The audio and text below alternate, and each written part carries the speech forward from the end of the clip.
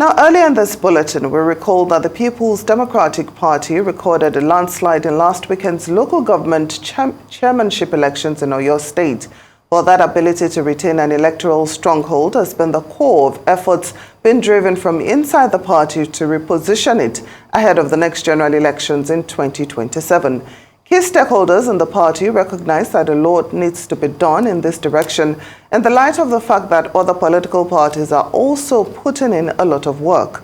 For an idea of what the PDP is doing and his thoughts on the state of the nation, we're now being joined by Sule Lamido, a former governor of Jigawa State and one-time Nigerian Minister of Foreign Affairs. Good day, and thank you so much for joining us on Newsday. Thank you, Tope and Toy. How are you? I'm fine, thank you so much. Well, first of all, let's start with Abdullahi Ganduje's comments that there's no vacancy in Aso Rock in 2027. What are your thoughts on that? Well, there's what we call, political speeches which could be made by political leaders. But then a leader like Ganduje, by his caliber, and all civil servant and academician, ignore the Nigerian constitution, which says there's election after every 4 years. To say there is no vacancy, show the kind of party he's leading. That a leader like him will say that the Nigerian constitution should be breached and there's no vacancy. It's just sad. That's all. Very good, Elijah Lamido. Now, you did a recent critique of Northern Governor's trip for training in the United States. I would like you to reflect on that. How is that helpful, not only for the governors, but to Nigerians generally? Well, let me, from the onset, say that I meant no disrespect to the governors and the office they hold. I hold in high esteem. They command my respect. But somehow, if you look at the issue they went to discuss about, they went to America to discuss about Nigerian security in America. And ironically, on the very same day they are doing so, President Nigeria here is convening a meeting on terrorism in Nigeria to talk about security. So while in Nigeria here, the president is talking about security or terrorism, away there in Nigeria, those governors who are part of the problem, why he's discussing, are they discussing in America? And to whom? To an institution, not even the government of America, to an institution. So it's just a little bit, one feels very fairly sad that we don't have, what I may call leadership, benchmark, because there's something we should not do. But they went and they made, a laughing stock of themselves. Now, recently, a member of your party and former Senate President, Senator Adolfo Swabara, said that the APC is plotting to turn Nigeria into a one-party state. Do you share this fear as well, or do you think maybe the PDP should actually be looking inwards as to why it's not a viable opposition at this time? My view here is that, APC as a political party will do anything to promote their own fortune. And if making Nigeria going to be their own fortune, they will do so. It's up to the PDP and the political party in Nigeria to stand and say, no, you can't do it. So you can't, deny the APC having the kind of wishful thinking, trying to turn Nigeria into a state for their own benefit. It's up to us in the PDP and the party to say, no, you can't do it. So, it's a very lazy thinking to me. What are we doing to stop that? Very good. Now, let's talk about the current administration of President Tinubu. It's been 1 year since he attained the mantle of leadership.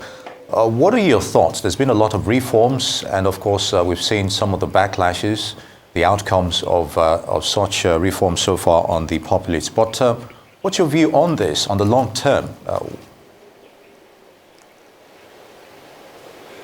Well, you see, I'm not APC. I don't share their philosophy. Neither do I believe in their capacity and sincerity and commitment for Nigeria. If you look at their background, their formation, how they came together, how they assembled, they don't mean for Nigeria. They only mean well for themselves. So the policies, being introduced are simple, they've been unplanned. There was no thinking behind the thinking of the policies. There was no plan behind the policies, and therefore there was no understanding of what will be the repercussion and the consequence of those policies. So it's something. It's a planless government. A government which has no plan, has no direction. They simply keep on acting, in a kind of ad hoc basis. So to me, I don't see anything government doing which will bring, anything to Nigeria in terms of either prosperity or security. I don't think so.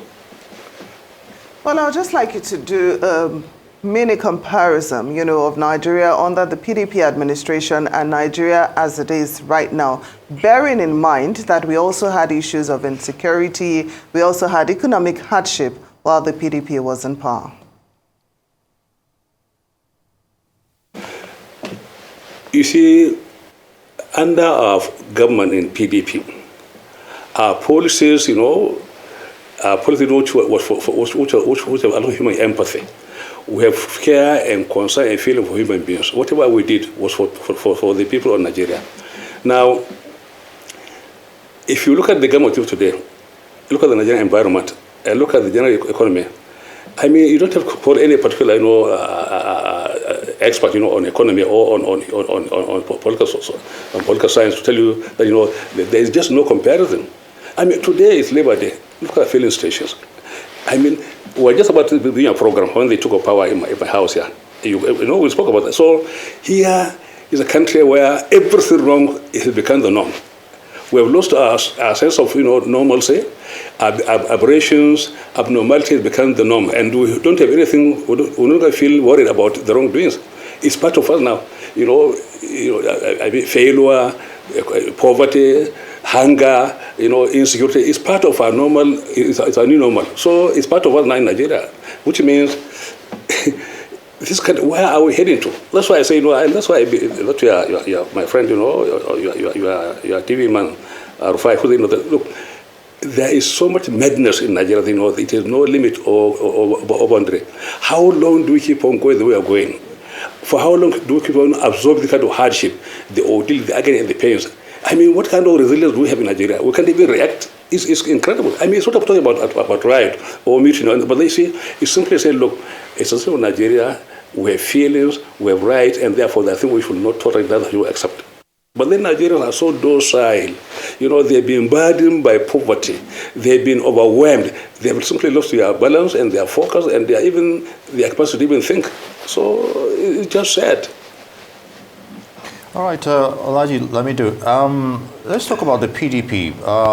How strong a prospect for a merger between your party and other opposition parties, especially towards the next elections? What will it take for such a move, if any, to come to fruition in view of current narratives? Do you think, to a large extent, the PDP can... We've been hearing talks about that for some time now, but there hasn't been a strong indication of that recently. Come again. You are not very clear. Come again. You are not very clear. All right, Alhaji. Question. Yes. So, how strong are prospects for a merger between PDP and other, opposition parties in this regard? What will it take for such to happen, if any?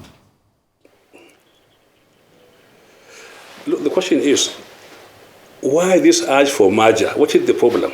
The merger for what purpose? To capture power or to work for Nigeria? We've seen how the merger of APC turned into Nigeria. So I don't believe in merger for capturing power. I believe in merger for the purpose of really working for the Nigerian people. And any merger now which is being considered or being around, is really out of a reaction to win back political power. And to me, that is not the issue. Why are we merging? Who are the components and what are the issues? What do we share in common with other people merging with us? When APC came together, in 2014 through AD, AC, CPC, ANPP, and others, none of them hold clarity. They have no clarity. They have no historic background. They have no experience. They have no pedigree. They're only looking for power. So the urge for merger was simply to grab power, and they came with that urge, and formed a political party called APC, which has no history, has no precedence, has no philosophy. The only philosophy of APC is just capture power and appropriate it. And that's what they're doing. They capture power, they are now in charge of the power, but then to what benefit is that merger of APC to Nigeria? We are now living in pure hell. So to me, merger should be based on some clear understanding of what do we want, why are we merging, for what purpose? If we don't get the clarity of that merger, if it's not properly defined, then to me there is no purpose. Okay, now I'd like you to comment on the resignation of former governor of Imo State, Emeka Ihedioha, and of course some other top members of the party in the southeast, from the PDP. This has led to speculations that reconciliation attempts have failed and that the future of the PDP is shaky at the moment. What are your thoughts on this? Well, thank you for feeling so concerned about PDP. And thank you for wanting us to stop being shaky and get focused. You see, we are going through a number of problems. I've been saying, look, what is APC in our composition? 80% of APC members are PDP. The Senate President, the Deputy Senate President, all of them, the party chairman or the APC in Nigeria, all of them were former PDP members. So to me, it is my paralyzed half, which is in government. Now, if you want me to attack it, I'm simply attacking myself because APC is a paralyzed PDP in government. So I'm hoping they know that we get therapy and get cured, so we can be as all PDP and then begin to work together for Nigeria as we did during our own government. But for now, what we have is a paralyzed PDP in government, which is my own half of the body which is paralyzed, and it's part of my own odium and agony that I am now halfly paralyzed by a party which is my own through some devious means. No, but I'm wondering, what are the plans being made, to heal this paralysis that you have spoken of? Because in his resignation letter, Emeka Ihedioha had talked about the fact that the PDP finds it difficult to look inwards, to respect its own internal democracy, to respect its own constitution. He spoke about a number of issues on why he's resigning from the PDP. So what are you doing? What are the leaders of the PDP doing to heal this paralysis that you have admitted exists right now? I share your concern, and thank you for being so concerned, for PDP. But then you see, when you're going through a kind of crisis and you want to reinvent yourself or you want to get yourself reorganized, you don't come over the air through RA and say, okay, I'm going to do this and do that and that. It's not possible, We are working very, very hard behind the scene. We are reaching out to our friends. We are trying to say, look, what role do you think we can play for Nigeria? What do we do? How do we restore Nigeria to what we were under the PDP? And in so doing, you do also, underground consultation, some kind of political reconnaissance here and there. And ultimately, by the time you are ready, then you come and say, yes, we're going to do this. But for now, I think we're not going to come over the air and say we're going to do this, and they will not do that, because it means we're simply revealing our inner arrangements and the inner working mechanism. So please, believe in us, believe in our words. We'll be there, we'll be back. We will restore Nigeria, and I show them with the capacity and the commitment and the human love and concern for Nigeria. Indeed, Alhaji Lamido. Now, still talking about crisis scenarios, let's visit the political scene in Edo State. And of course, I'm sure you've been following proceedings there. What are your impressions on the outcome of the conflict between former Deputy Governor Shuaibu and Governor Obaseki? Do you think the situation could have been handled differently? Again, you see, there's something you wish, which you don't get. And you have to learn how to manage, these kind of, problems here and there. So the problem between the governor and I think Shuaibu is something which I think should have been very, very, very. But in any case, again, I'm not really very much, in the know of what was happening in Delta State, to be honest, for me to be able to make a very, very informed, opinion. Now, I'd like us to come back to some critical issues that are now being debated, in the nation at the moment. What are your thoughts on the clamor for a new constitution, the call for state police, and the call by some for a return to the parliamentary system of government? Where do you stand on these issues? My saying is very, very, very clear. Why are these hearings? Why are we calling this kind of thing? What is the problem? What has gone wrong? You see, the Constitution, whether the old one we have in 1960 or the one we have in 1979 is amended, is not the issue. The Constitution is simply an instrument to be implemented, to be applied by people. Therefore, the nomenclature alone, no matter how you change it, cannot change the system in the country. It is the operators themselves, the people themselves, who should be able to say, okay, fine, we'll stand by the Constitution no matter what it says, and then we'll abide by it, and then operate the way it is supposed to be operated. Now, look, for instance, I just saw lawyers they say, about family lawyers, demonstrating for Yabello. I mean, members of the NBA, who should be able to sort of call justice and the crime, are now coming around to now demonstrate for Yabello. I have nothing against Yabello, nothing against, but I went through FEC, I was hounded, I was picked up, I was prosecuted. I went through hell. In fact, more hell than any other Nigerian today, because I was arraigned with my own children publicly in Nigeria.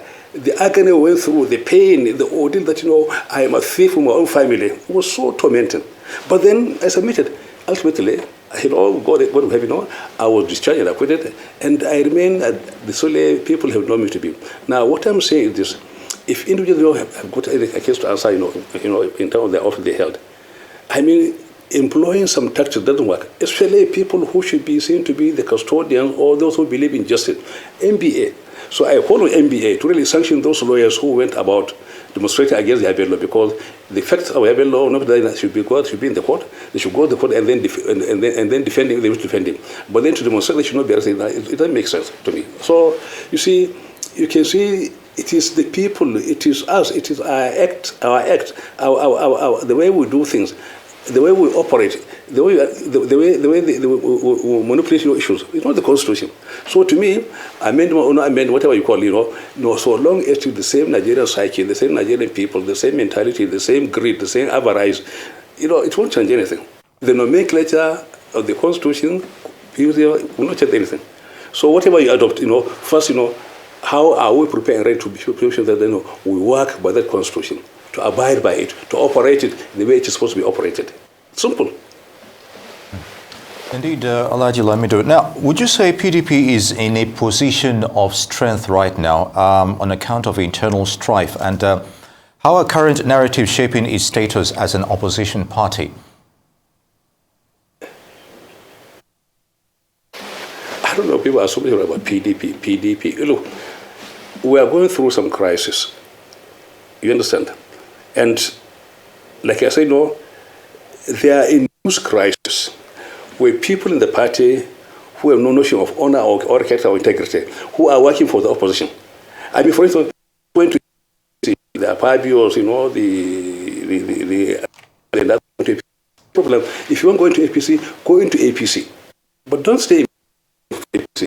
You can't be running with the deer and hunting with the hound. That is the problem we're having.